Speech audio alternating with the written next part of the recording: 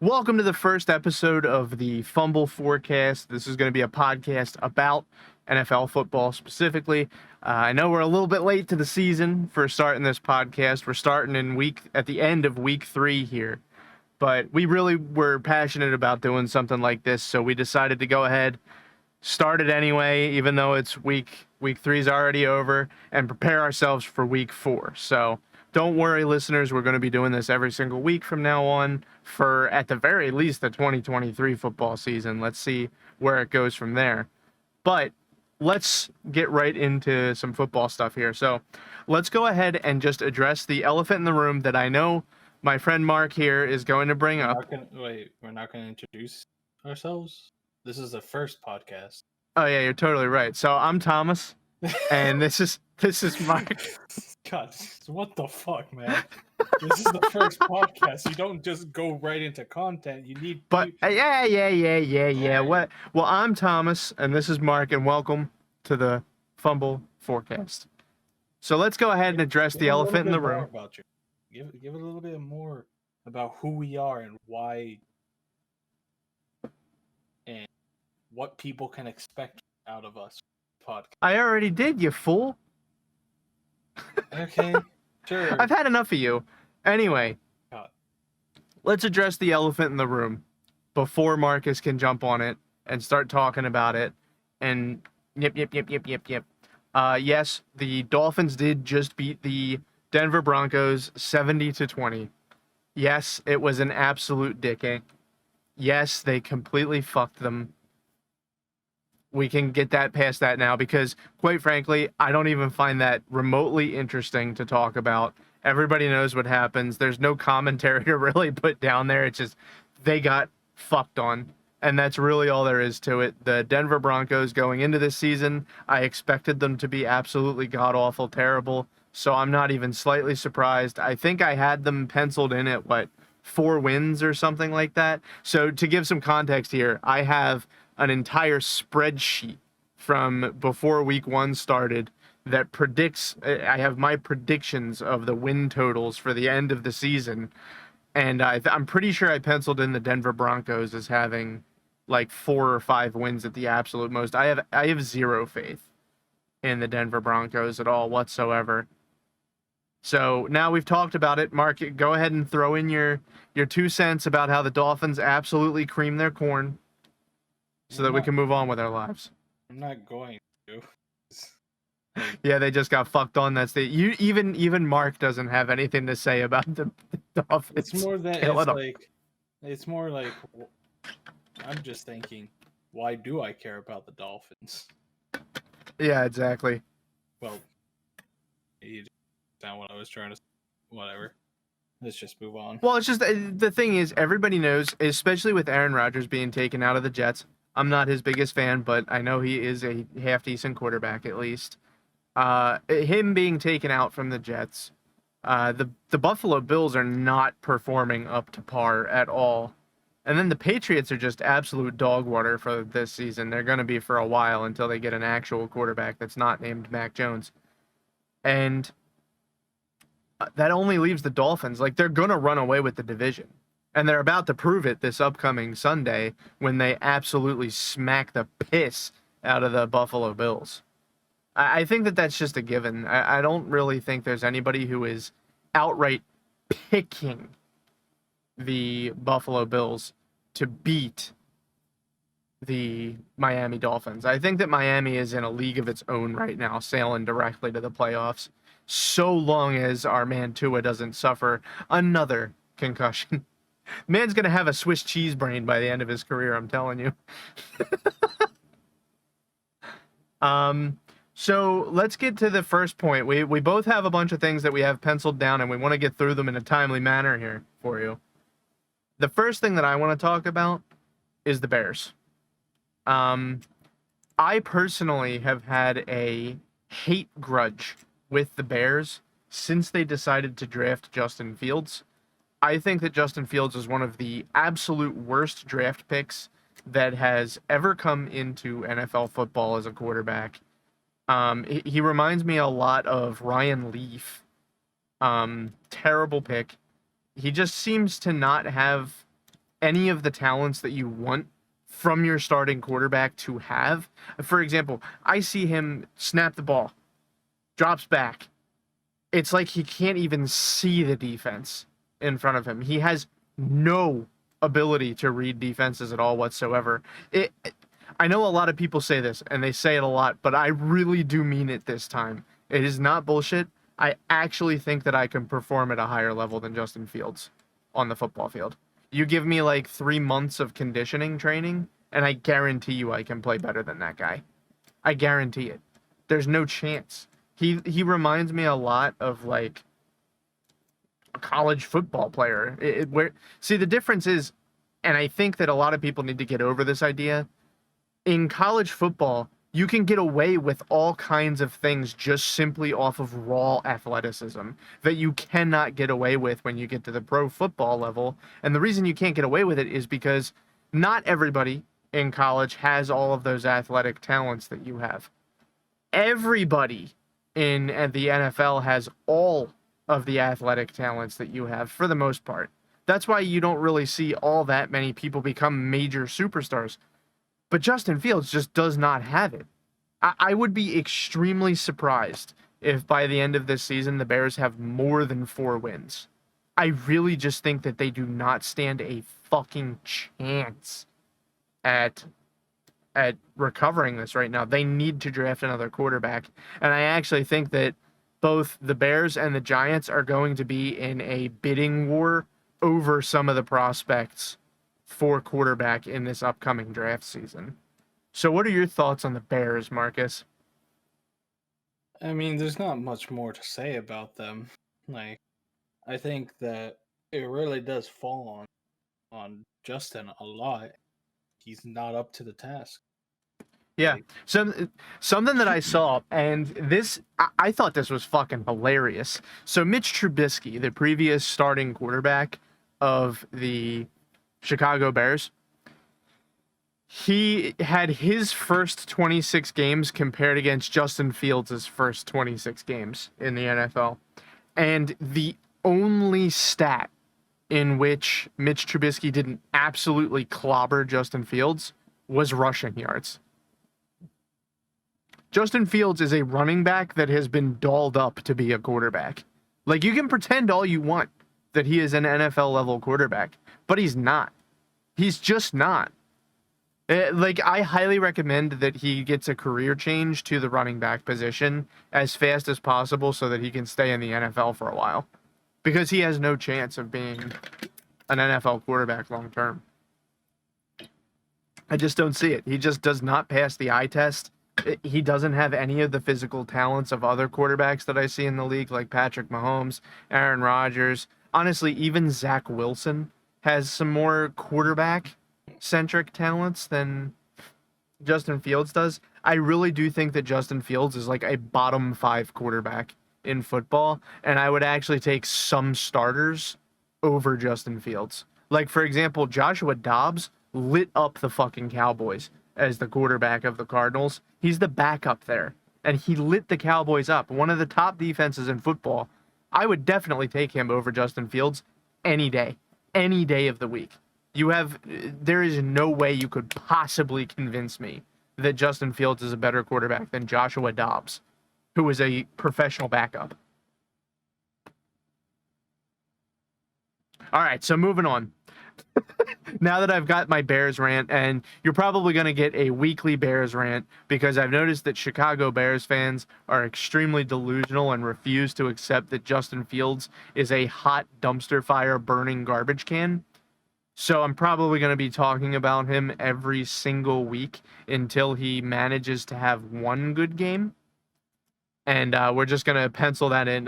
Pencil it in. At the beginning of every single week, you're going to hear about how bad the Chicago Bears are. I know I already got the Lions fans and the Packers fans are listening to me closely to hear the Justin Fields flame that I'm ready to drop down every single week. But let's move on to our next segment here, and I'm going to let Mark take the floor for a little bit. Spit your fire, Marcus. so actually, I wanted to talk about a little bit about my top for this. Your top what? My top game. Okay. Your game of the week? Yeah. We can jump right into games of the week. I'm cool with that. I was memeing earlier when we were trying to set this up about the Dolphins Bills game, but that's not the game I really want to see. I want to watch it, of course, but that's not what I really want. You know what the game I really want to see is? Yes. Detroit in Green. Oh shit, that was my game of the week too. Oh well, I guess that makes it easier. Then. Yeah. No, absolutely. I think that is going to be by far the game to watch this week. It's a Thursday night game. It's go time. I am ready to go for that. You know what so we did our game of the week. I'm surprised we actually agreed on that one. Lions I am hype on right now, and Packers I am hype on right now. I think that if the Vikings could just get the shit together, that would be like one of the most competitive divisions in football. Because, dude, the Lions and Packers, they are fucking slinging footballs around. They are making the template of what almost every NFL team wants to be right now. They have cool creative plays in their offense. They have cool creative plays in their defense. Their quarterbacks are playing at top level. They're rocking and rolling. Both of those teams are rocking and rolling. They're beautiful. I love watching it. It's like art on turf. It's beautiful. I'm surprised we actually agree on that one. But since we agree, I'm going to throw a new boomerang in there for you, Marcus. Let's do our least excited for a game of the week. And there's obviously slim pickings here, so just go ahead and say it. Like, there's one that just stands out as just like, who the fuck is going to watch that game?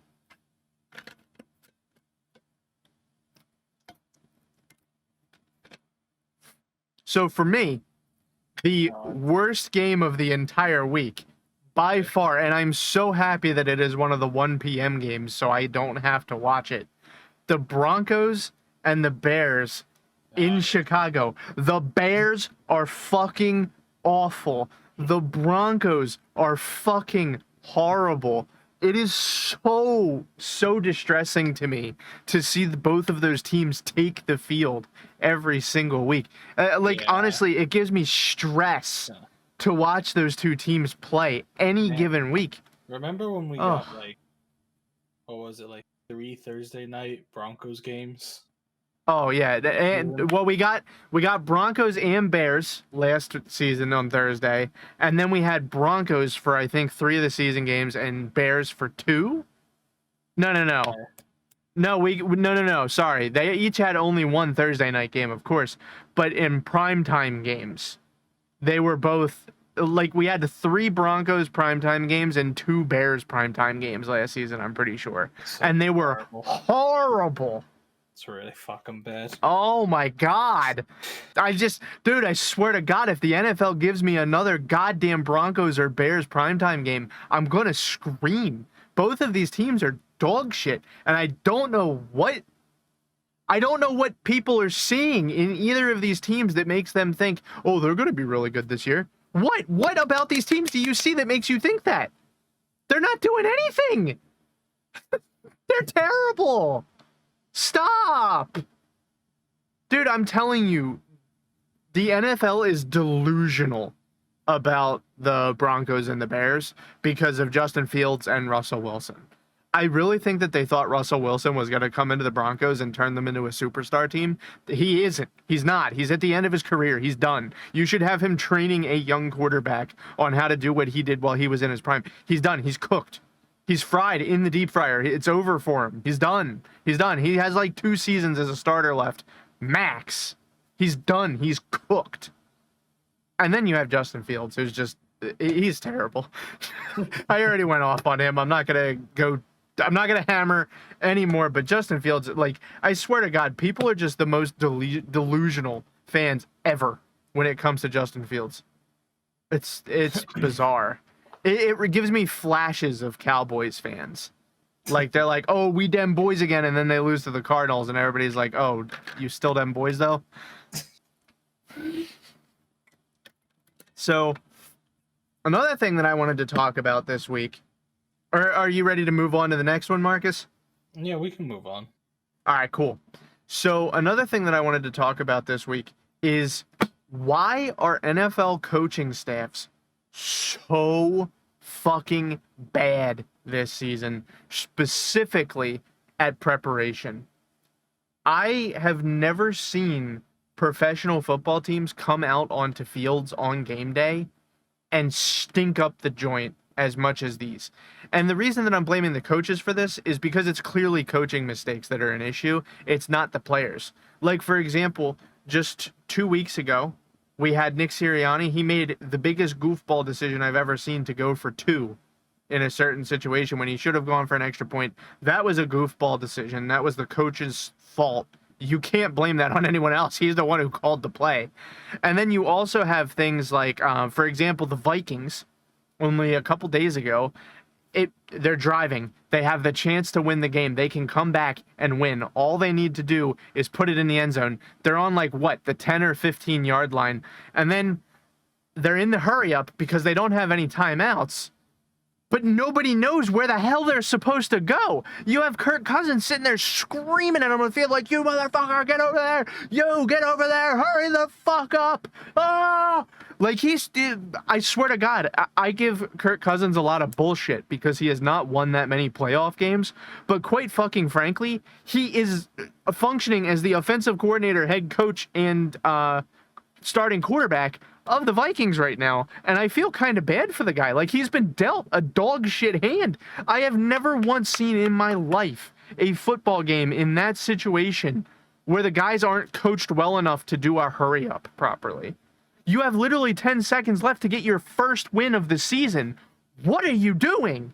How do you need the starting quarterback to scream in your face like that to go and line up? Just pick a fucking play and hurry your ass to the line. It's not that difficult. Like, you can train a fucking monkey to go to the line faster than that. It was disturbing to watch, and it is exactly what I'm talking about when I say that NFL coaches are not doing their jobs this season. I don't know what the switch was, and I actually think that it might be the Eagles' fault that this happened. I think that so let's put the lens on last season. The Eagles were a very good team, probably the best team in football. And part of that has been attributed to Nick Sirianni's coaching style. So if you remember way back, let's wind back to the preseason of last season, 2022. He had very light play compared to most other teams for his starters in the preseason and the training camps. He really did not push them at all because he wanted to see his players fresh on the field for the first 4 weeks of football. That is great when you have a team full of really skilled veteran players who can get their shit together on their own and do things self-motivated. Like, for example, you ain't going to catch Jason Kelce not going to the gym and hitting the weights. You're not going to catch him doing that because he knows better. He's a Hall of Fame center. He's going to be in there every single week doing what he is supposed to do. However, every other team seems to think that they can adopt this exact same approach without having that veteran presence in the locker room. I think that it worked well for the Eagles last season because they had all those veterans who would string up the new guys by the neck and throw them in the gym and make them start doing stuff. If you go to the Bears, they did the exact same thing. They took that same approach, but they don't have that veteran presence and leadership in the locker room like the Eagles did last season to make up for the coach being lax. If you're going to have that kind of coaching environment, you have to have dudes on the team who are going to fill that void. But they just don't have it. Not all NFL teams have that. They're not ready for that. The only other team that I think might be able to pull off something like that, unfortunately in my case, are the Cowboys. Somebody like maybe the Buccaneers, maybe the Vikings, and the Ravens. I think that those are like the only... Oh, and the Chiefs, of course. The Chiefs. Those are the 5 teams in football that I think can handle that kind of coaching style and not have a huge decrease in performance. So, Marcus, explain to me, why the hell are NFL coaches so bad this season? Why are they making all of these batshit crazy calls? Why are the guys not ready? I can't tell you, Tom. I can't. If there's one thing I still don't really understand about football, it's coaching. It's Yeah. it's calling it's the decision to call plays. Sure, I can like during a game I can be looking on and it's like, okay, I'm gonna guess they're gonna try a pass. Hmm. But I'm only starting to gain that. Like I can look at the formation and be like, okay, maybe this is a pass, and then it's like, oh no, this is actually a run.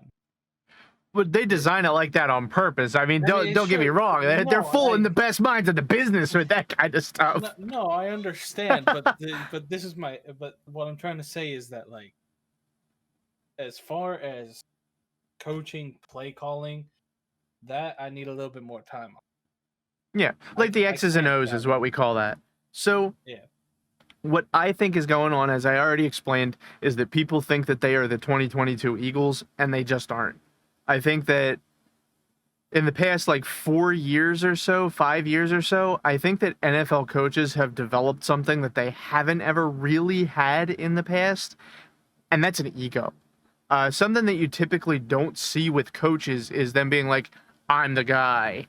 It's me. I'm the head coach. I'm the Super Bowl winning head coach." I mean, of course, you have like Bill Walsh's and Bill Belichick's out there who are like actually the guy. You know what I mean? But for the most part, up until like the past 5 years, you don't really hear coaches coming out and being like, "Yeah, I'm the guy. I got them ready. I won the Super Bowl." That's kind of a newer invention, outside of like a few key, far and few between examples like Bill Belichick, Bill Walsh. They're the guy, you know. But it just seems to me like coaches have developed some kind of an ego, and I think that that's reflected in the play because I think that they try to force a certain type of offense onto their players that they can't handle, or a certain type of defense onto their players that they can't handle. You can have the best game plan in the entire universe, and if you don't have the guys who are capable of executing that plan, it doesn't fucking matter. You may as well throw it right in the garbage. And I think that that's the situation that a lot of NFL coaching staffs have gotten them into this year, is that they really haven't stepped back and taken a whole look at what their guys are actually capable of and structuring a plan that those guys can execute well, and instead have tried to push their ego into the game plan so that they can execute things the way that they want them to be executed. And I get that there's kind of like, like a chef's kiss to coaching, like you want to put your maker's mark on the plays that you design, but at the same time, design plays that they can actually do. You don't have to, not everything has to be a Philly special. Not every single play has to contain a jet sweep. Not every single play has to have a trick reversal where you throw it deep. Not every play has to have that. Sometimes what you really need is your running back to run to the side and you throw a screen to them and they take off with blockers.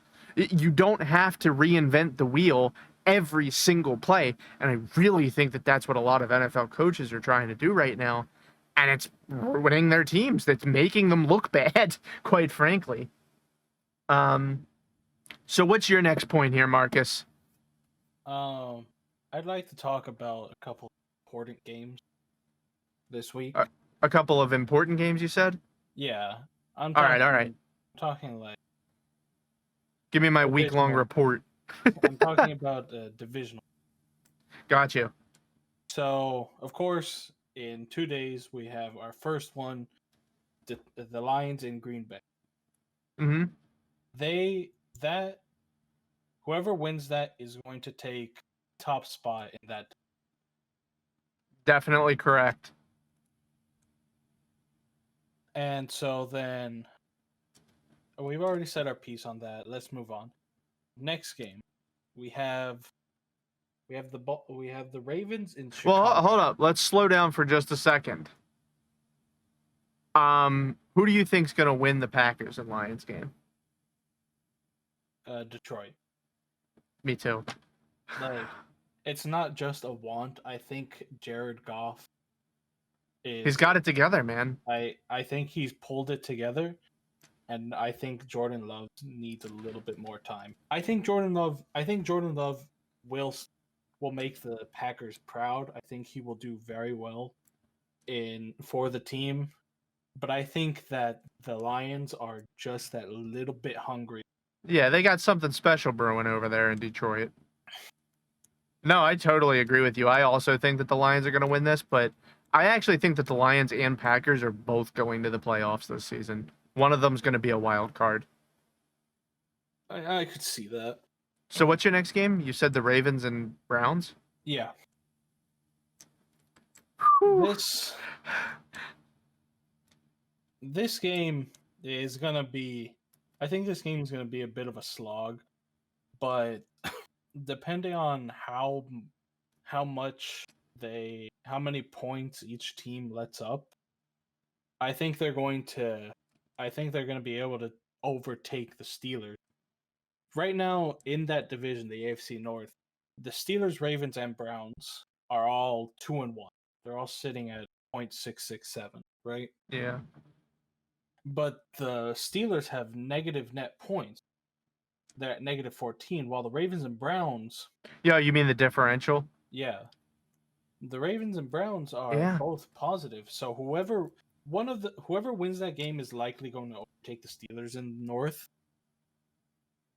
And I think it might set the how do I want to put this? Like the tone? The tone for that division. Yeah, I mean, I completely agree with you. Out of those two teams, though, I have to say, I really do think it's going to be a close game. But I think I have to give the edge to the Browns. I'm not going to lie. I was really thinking that the Browns were going to be hitting the reset button after this season. I thought that they were going to be like bottom of the division. But the Browns are making me look like a fucking total moron. They look really good. They look like a tight unit out there on the field, especially Myles Garrett. He's really stepped it up this season. I mean, he's always been great. Everybody knows that.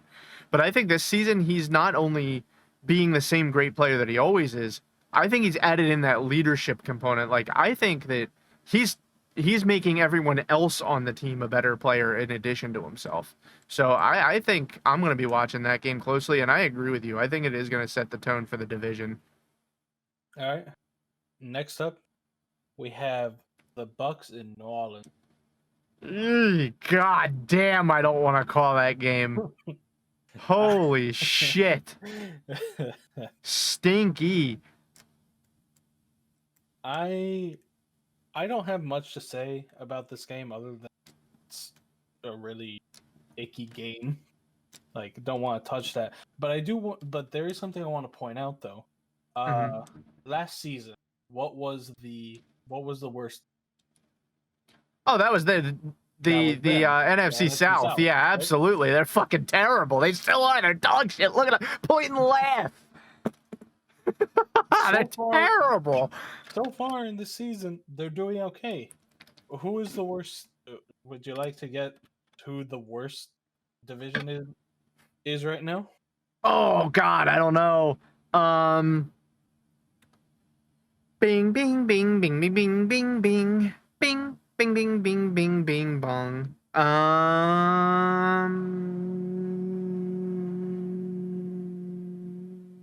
The Colts.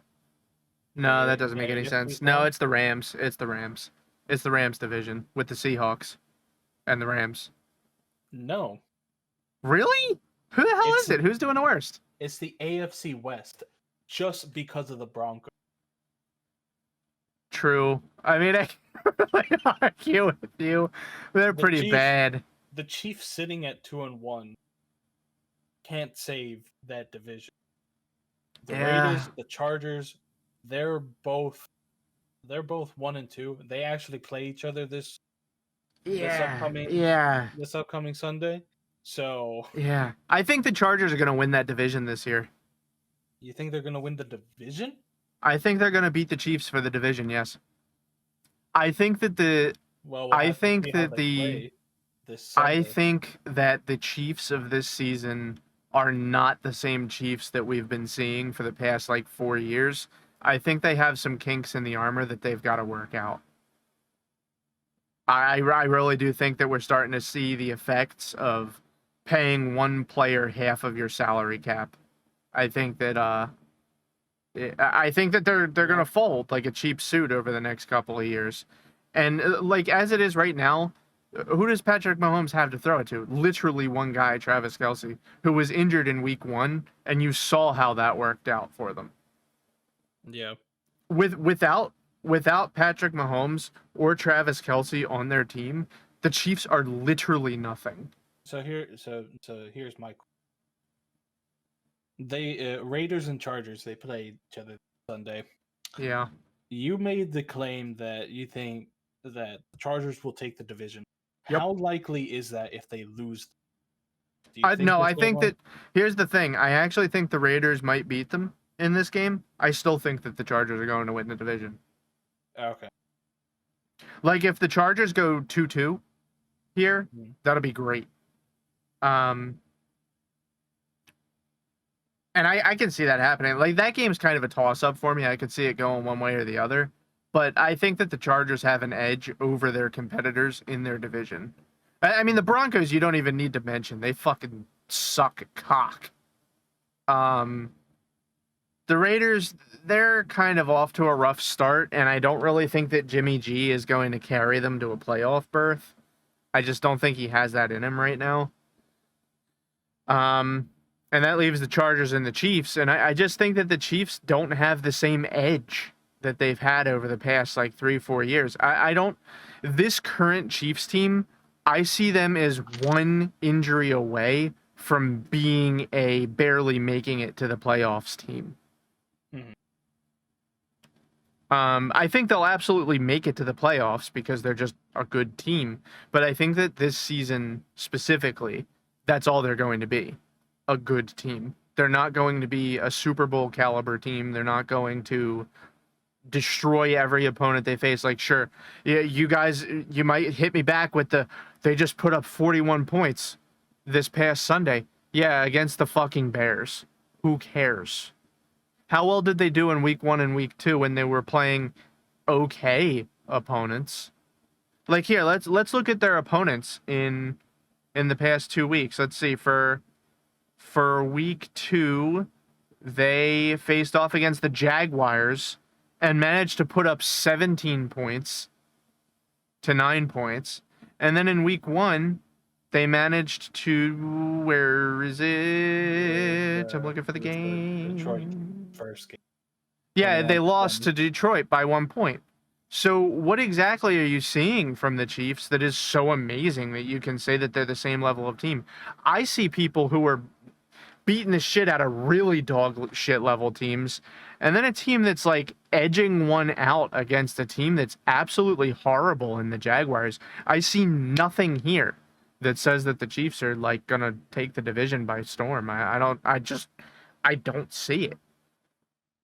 I mean, of course they could get it together and like all of a sudden become the team of the past 3 years again, but I just really don't see it. I see a team that's been completely drained of most of its major talent because they had to pay one guy.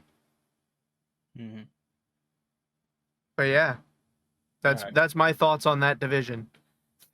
Of course, we have Miami and Buffalo playing. Just really quickly on that, what I really want to talk about is Bills. Right now, they're sitting 7 in the AFC. They're sitting at 7. Yeah, they're 1-2, aren't they? No, they're 2-1. 2-1. Gotcha. And yeah, they're beating the fucking Commanders. And the Raiders. And so what I want to say is that Buffalo is probably looking at this game like their opportunity to jump up several spaces. Oh, absolutely. They're going to be playing hard. They're going to play really hard, and that does worry me. I wouldn't be surprised if the Bills beat the Dolphins this week and the Dolphins still won the division anyway. That's not what I'm worried about. I'm worried that Tua's. No, he's fine. Concussions happen to everybody. He's fine. Yeah, but how long is he going to be out? If he gets a concussion? Yeah. 2 weeks. All right. He'll be fine. All right. Oh, shut up. Have some faith. Let's just move on quickly. We talked about that game a lot. Yeah, so our next... another thing that I wanted... Oh, wait. You had more? We have one more divisional game. One more. The important one. Yep. The Commanders in Lincoln Field, Philadelphia, for the top spot, the NFC East. We already have the top spot in the NFC East. No, if they win, don't they take it? I'm almost certain that they do. Because that will be... Are they 2-1? They are 2-1. No. Or yeah, we'd be tied. Okay, we'd be tied. I mean, technically they'd have a divisional win, so they would be ahead of us if the playoffs happened right away. But we'd have tied records. Yeah, I'm gonna be honest with you. This game kind of worries me as an Eagles fan. The Commanders kind of have our number a lot of games when they really shouldn't. I'm a little tiny bit worried, but quite frankly, they're firing on all cylinders. I'm actually going to go ahead and throw in my next point right away here, or my next 2 points actually right away here, because they were both Eagles points.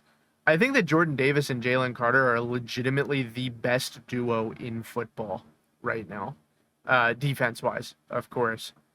I don't see any other tandem of D linemen who come anywhere even remotely fucking close to what Jordan Davis and Jalen Carter have been capable of doing.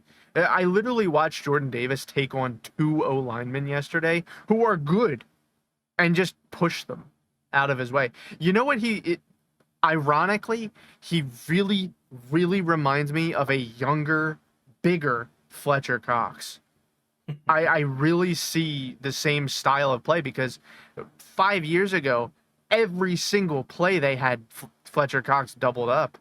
So I see a lot of Fletcher Cox and Jordan Davis, and I see him as the perfect mentor for the kid, honestly. And then Jalen Carter is just a human monster. I just don't understand how he's capable of doing the things that he does at the size that he is. And I'm super excited to see what he's capable of in his second season as a pro, because as we all know, the second season is when you see the big bump in performance. So I'm excited to see that. And another thing, here's the piece of news that I thought you might have not heard yet. So everybody's been dogging the shit out of the Eagles offense the past 3 weeks, and they're rightfully so. They haven't been producing as much as they should. I just found out this morning that multiple members of the Eagles O-line and Jalen Hurts are sick. They were sick while they played yesterday. It's unknown at this point if they've been given COVID tests yet, but they were literally sick, like had flu-like symptoms while they played yesterday. Oh. Which, I mean, could explain a lot of the mistakes that we were seeing, like rookie mistakes that we were seeing from the offense at the time. But honestly, if multiple members of the O-line were literally sick with flu-like symptoms, and they were able to push the Buccaneers D-line the way that they were, imagine what they're going to look like when they're healthy. Dude, they were sick and they did that? Yeah, I mean, what the fuck? It's obviously not a problem with the player. It's a problem with the coaching. Yeah, I think that's part of it. But I mean, if they're sick and listen, if Jalen Hurts is sick and he throws for 277 yards, that's a good ass game. Yeah, no. The 2 picks are unexcusable though. I mean, I'm just talking about the performance overall. Yeah, no. I mean, they played. I think that they're going to get it together, especially once they're no longer suffering from influenza. But I mean, honestly, I don't know if Jalen Hurts needs to get it together because our run game is sick. And I'm kind of tired of hearing people like, oh, you can't win. You can't go deep in the season without deep passing routes. You can't possibly do it. Yeah, you can. Shut up.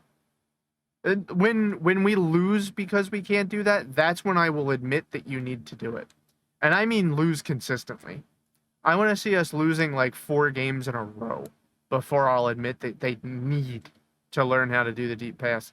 It doesn't matter. We got all the way to the Super Bowl last season without needing to do these crazy flashy passes. It doesn't matter. So stop it. As long as they're winning, shut your mouth. Tired of you. Don't point him on your side. I'm pointing at them, not you. Uh, but yeah, I think the Eagles are going to edge that one out against the Commanders.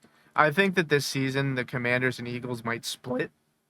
My biggest concern for the Eagles this season is that they're going to beat the Giants twice and then split with the Cowboys and split with the Commanders, and then they're going to manage to lose the division because of that. Because I don't think that the Cowboys are going to lose to anybody except the Eagles once. In the division, I mean. I can't see the Giants beating them, and I think the Commanders are just not good. I mean, most teams don't lose and only score 3 points in a game, right? What was the score of the game this past week that they played in? The Cowboys Giants? No. The Commanders game. Yeah, they played the Bills 37-3 was the final score. And the Bills are like trying to get it together as much as they can and can't for whatever reason. And to have them beat up on you, I'm sorry. I just have no faith in the commies. I just don't think it's happening. So let's move on to our next point. Let's get over the divisional hump here now. Oh, by the way, who do you think's going to win that game? Washington? I'm going to kill you.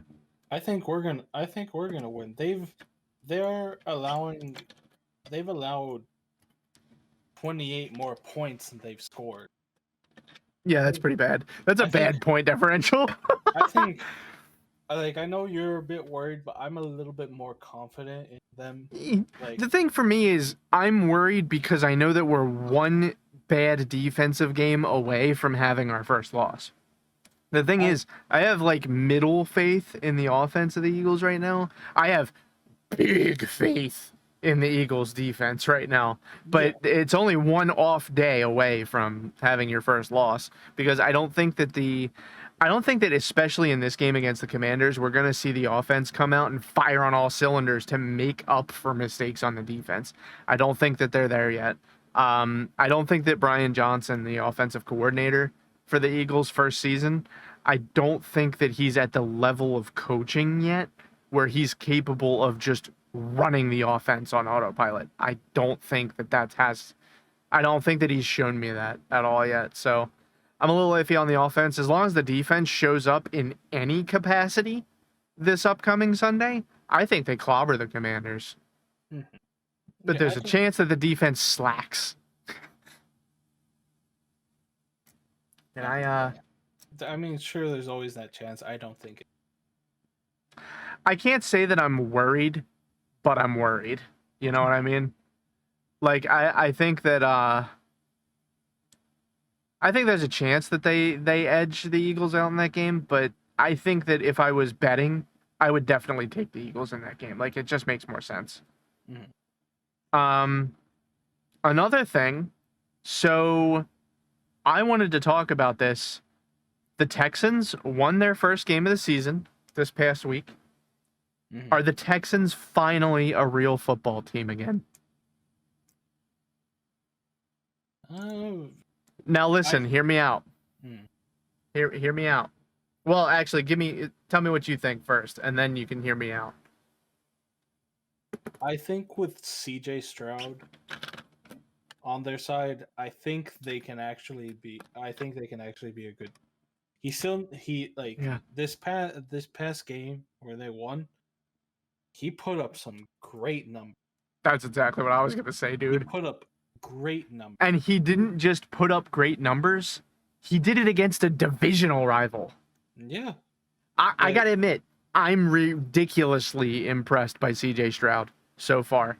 I predicted that the Texans were going to do really well this season. Well, not when I say really well, I mean big improvement over last season, which isn't a high bar, admittedly.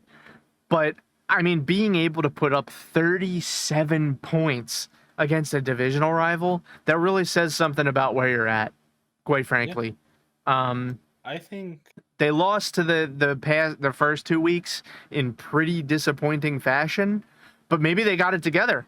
I mean, they clobbered the Jaguars. They made that. Everybody went into this season thinking that the Jaguars were going to be a Super Bowl threat, but so far they're looking like a little kitten you pulled off the street. You know what I'm saying? Like, they look like shit out there on the football field, and I think that the Texans got it together for the game and beat the snot out of them. Because even when you're playing a shitty team, if they're in your division, it's normally a close game. That you don't see like big divisional blowouts normally, unless you have a team that's like really, really good and a team that's really, really bad. But I don't think that the Jaguars are really, really bad, and I don't think that the Texans are really, really good. But they got it together and pummeled the Jaguars. Like, goddamn, dude. Chill out. if That's they crazy. they play the Steelers this Sunday, Yeah.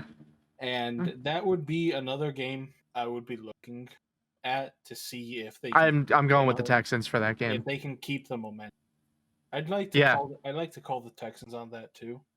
Yeah. I think because they're going down to Houston as well. Though I will say nobody goes to Houston Texans games, not even Houston Texans fans. So home field advantage might not actually exist for them. But I have to say, man, I'm impressed with what I've seen from the Texans so far. Yeah, quite frankly, I think that if the Dolphins didn't put up 70 on the Broncos, everybody would be talking about the Texans clobbering the Jaguars right now. Yeah. No. I think that they're getting overshadowed hardcore by the Dolphins putting up fucking 70 on the Broncos. Jesus Christ. And yeah, so you already know my answer to this question, Marcus, and I think we're about to wrap it up here. Mm-hmm. Can you go ahead and tell me who is the biggest boon and who is the biggest bust of the season so far? Biggest boon? I don't Yeah, know. like who's the best player, surprise player out of nowhere CJ that Stroud. somebody picked up? Or I mean, you could make a pretty good argument for CJ Stroud. I'm not gonna lie to you. Who do you want to say? You want to say Jalen Carter's my biggest boon of the season. Dude, he's a freak. You see, you say that, but I think he was going to always be good. I think No, but the thing is, for it to be the biggest boon or bust, it's their first season with the team. Like, we don't even have to talk about rookies. Yeah, sure. No, I understand. But, I mean, you could say the same thing about our running back. Oh, DeAndre Swift? Yeah, Yeah. you could call him a boon as well. But I kind of expected him to be a monster. Yeah. I see, the thing is, I expected Jalen Carter to be a monster, but he's playing like he's already a 5-year veteran. Like, he is really good. Huge boon. But like I said, that's my boon of the season so far. What's your biggest bust of the season so far? You already know my answer. Is your bust Justin Fields? No. Gotcha. Shit. Kind of, but no. I actually think there's a bigger bust than Well, I guess I'd have to say no. Go ahead. Do you spit your facts? Well, I was gonna say I'm sorry, Kirk Cousins. You think Kirk Cousins is the biggest? Why? Explain that one to me. The Vikings really good last. What the fuck happened? So I don't think that's Kirk Cousins' fault. I'm not gonna put it all on Kirk Cousins. I'm not gonna put it, but he has definitely not been able to lead to that. I see where you're coming from, and I see why you're making that connection. But quite frankly, he has the most passing yards of any quarterback in football right now. And as you can see, I'm gonna go ahead. I'm gonna go ahead and blame the coaching staff in Minnesota for this one. 100% the coaching staff. And the reason that I'm gonna blame the coaching staff, look at the last play of the fucking game this past week. Look at it. Look at how unprepared for a hurry up they were. That is coaching. I'm sorry, that's not Kirk Cousins' fault. If anything, Kirk Cousins was being a better head coach than the head coach of the Vikings in that situation. You can't tell me. You can't. I'm unconvincible. For me, the biggest bust so far of this season, I'm basing this on what most people were talking about. I think Russell Wilson. He's the biggest bust of the season. I know, I had you. You almost had me with Justin Fields. He's my second biggest bust. But no, I think Russell Wilson is my biggest bust because, dude, the Denver Broncos, they gave up everything. They gave the house up for Russell Wilson, and he just has not performed. He's cooked, man. Like, it's the most disappointing thing I've seen in quite some time. And listen, I understand that this past Sunday was bad. Like, anytime that somebody puts up 70 on you, you ain't gonna win.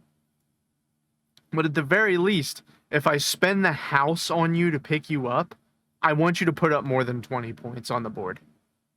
That's what I want. And don't tell me he doesn't have weapons either, because he has Judy.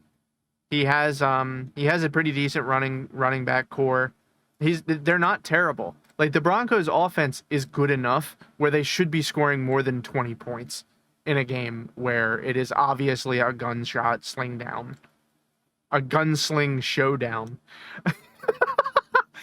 And I just see it as completely unacceptable that Russell Wilson's performance is so bad after giving up so much for him, and that's why he's my biggest bust of the season. They traded the whole fucking They honestly, they may as well have just given the entire franchise the keys to them, to the Seattle Seahawks, to pick up Russell Wilson. And dude, it's just not good. He's just not performing at the level that he used to. He just isn't. And I think that the sooner that the Broncos realize that, the better off that they'll be. So any closing remarks here, Marcus? I think that a lot of teams need to do better.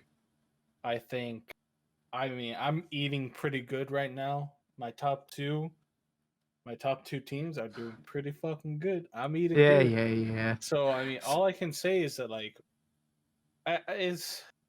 I really do think that the problem is the coaching for all of the NFL. Yeah.